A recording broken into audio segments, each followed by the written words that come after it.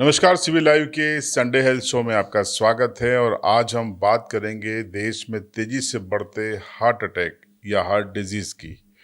क्या blood pressure का इसके साथ कोई संबंध है? क्या आपके ज़्यादा नमक खाने, स्ट्रेस लेने या मीठा ज़्यादा खाने से भी आपको दिक्कत है? तमाम चीज़ें आपको बताएंगे। पूरा वीडियो आप अंत तक देखिएगा। दरअसल कोविड के बाद ये एक नैरेटिव सा बन गया है कि देश में हार्ट अटैक की संख्या बढ़ रही है, लोगों के हार्ट फेल हो रहे हैं या मुश्किल में आ रहे हैं, और इसमें बड़ी तादाद युवाओं की है।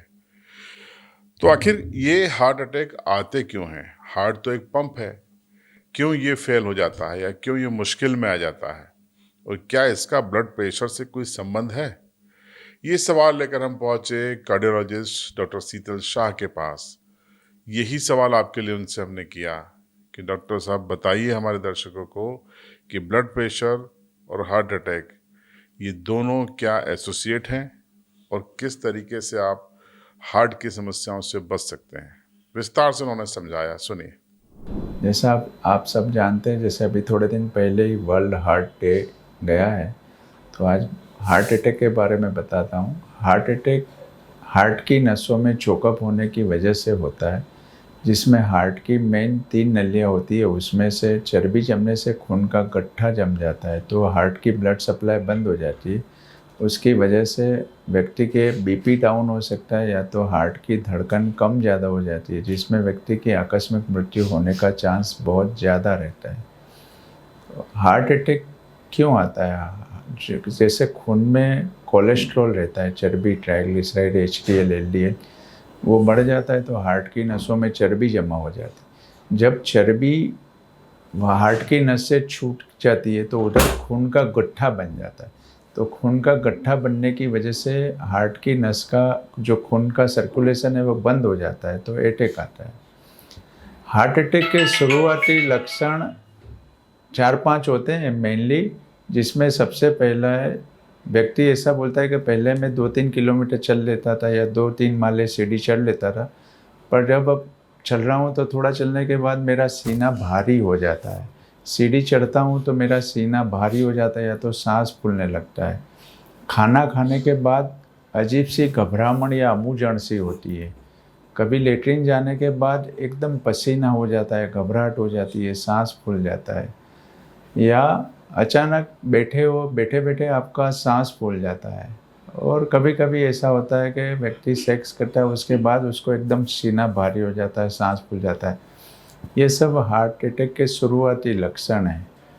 ऐसे हार्ट अटैक के लिए 7 रिस्क फैक्टर रहते हैं: ब्लड प्रेशर, डायबिटीज़, स्मोकिंग, मोटापा, खून में चर्बी ज़्यादा होना, हेरिडिटी और स्ट्रेस, तनाव।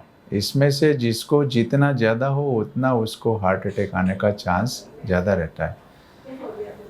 जैसे ब्लड प्रेशर को आप कंट्रोल कर सकते हो नमक कम खा के। जिन लोगों को ये सब तकलीफ़ें हो तो उन लोगों को मेनली 4 एस से बचना चाहिए। 4 एस क्या है?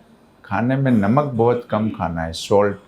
जिन लोगों के परिवार में प्री मैच्योर कार्डियक डेथ, मतलब किसी की उम्र 45, 50, 55, 60 हो और उसकी हार्ट अटैक आके आकस्मिक मृत्यु हो गई हो, उनके परिवार में हर कोई व्यक्ति को सॉल्ट की मात्रा खाने में बहुत कम लेनी चाहिए।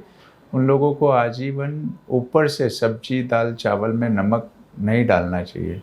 दूसरा ऐसे स्मोकिंग।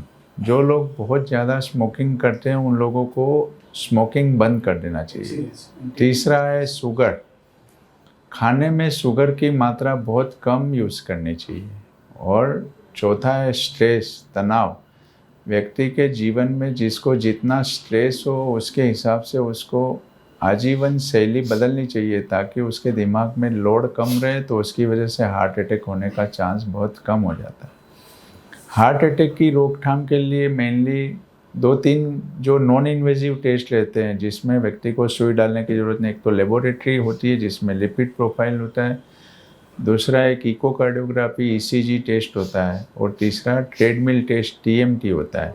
आपको जो मैंने लक्षण बताया उसमें से कोई भी लक्षण हो तो आपको नज़दीकी हॉस्पिटल में जाके पहले ईसीजी कराओ, अगर ईसीजी नॉर्मल है, आपको लक्षण रहते हैं, तो फिर आप ट्रेडमिल कराओ, और ट्रेडमिल पॉजिटिव आता है तो फिर आपको अपने हार्ट की एक एंजियोग्राफी की जांच होती है, वो करवानी चाहिए।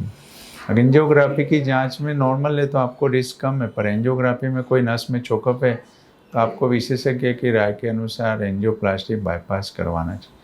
पर हार्ट अटैक से बचना हो तो 4 एस का बहुत उपयोग सावधानी से करने का। सॉल्ट, शुगर, स्मोकिंग और स्ट्रेस, ये 4 एस से बच के रहना चाहिए। तो सुना आपने, डॉक्टर साहब ने विस्तार से आपको समझा दिया कैसे आप बच सकते हैं, ये भी आपको बता दिया। जीवन शैली में बदलाव, अपने खान पान में बदलाव, दिनचर्या में बदलाव, ये आपके लिए फ़ायदेमंद होगा। यानी आपके किचन में डॉक्टर है, किचन में ही मेडिकल स्टोर है। आवश्यकता है एक कॉन्फिडेंस की, एक संयमित जीवन शैली और खान पान की। अगले अंक में फिर हम बात करेंगे किसी नए विषय पर, नए डिजीज़ पर। देखते रहिए CB लाइव।